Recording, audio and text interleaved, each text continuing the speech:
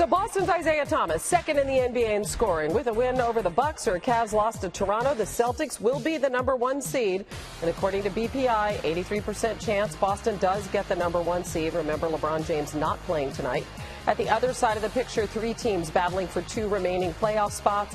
Indiana clinches with a win over Atlanta. The Bulls clinch with a win over the Nets. Miami needs a win over the Wizards, and either a loss by either of the other two teams, Indiana or Chicago. So they need some help. Impressive that they're even in it after starting 11-30. Hi, guys. Hey, how you doing? All right, here we go. It's getting to be that fun time of year as we wrap up the regular season. Hard to believe. With Antonio Davis and Ryan Russillo. So this is really interesting because it falls into the debate of resting healthy players.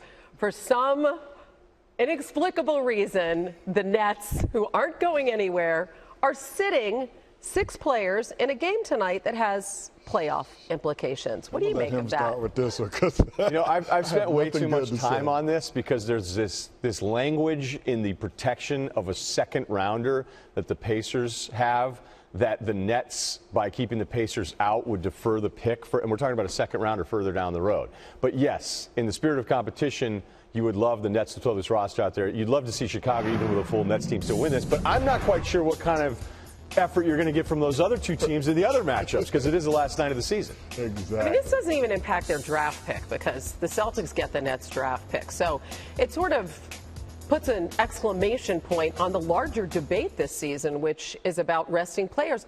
How serious is this issue? To what extent does it need to be addressed in the offseason? Well, I think it's huge. I think it's to the point where there's going to be some serious conversation about guys resting. There's a couple issues as far as I'm concerned.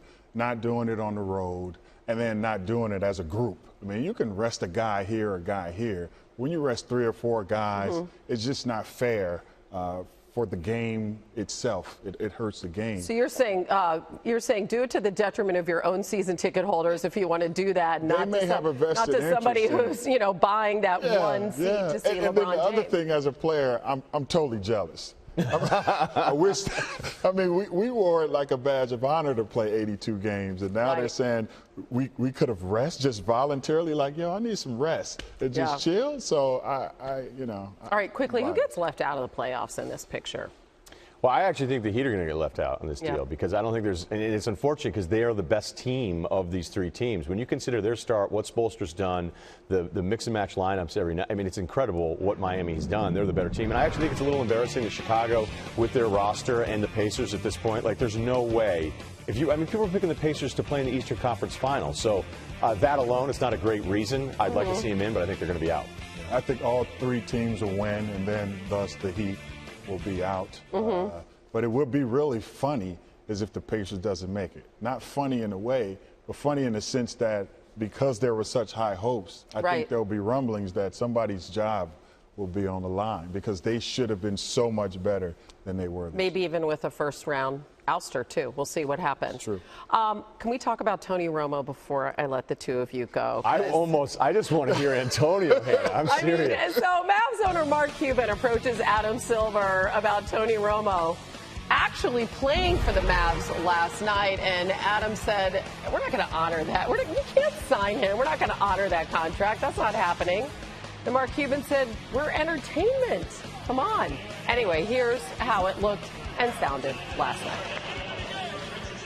This is an honor that I could never dream of. It's a little embarrassing, but I tell you what, I'm a very lucky guy. Thank you, Dallas. I love you. He said it was a little awkward warming up with the fellas. Didn't quite realize how tall they were, he said. But in the fourth quarter, the crowd was chanting for Romo. Look, he kind of gets up like he's going in, but obviously, I guess in an NBA legal sense, that was never going to happen. Listen, they were having a lot of fun. What do you think of the scene last night? I don't like it at all, period.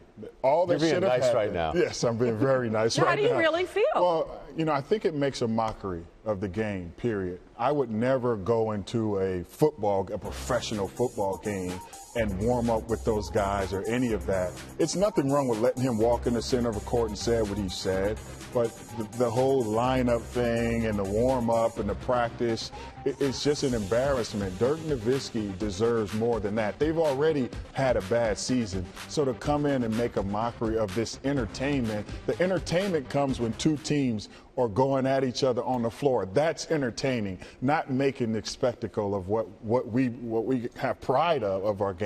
Nowitzki did say it was a fun night. Yeah. Well, that's all he can say. Maybe he was telling the company line at that point. Yes, what do you think, Ryan? He didn't have a chance to say, I don't want to do it. I think it's kind of where we started, though. I mean, he gets to rest in his first ever game. So I think the problem continues here. And, we'll worry about it this offseason. We do see football teams do it, but they do it in camp. They'll sign somebody for a day, have some fun. Right. For sure. Antonio and Ryan, we appreciate it. Nice punchline there, Ryan. We're going to hear that again today on the radio. Yeah, I'm going to save that.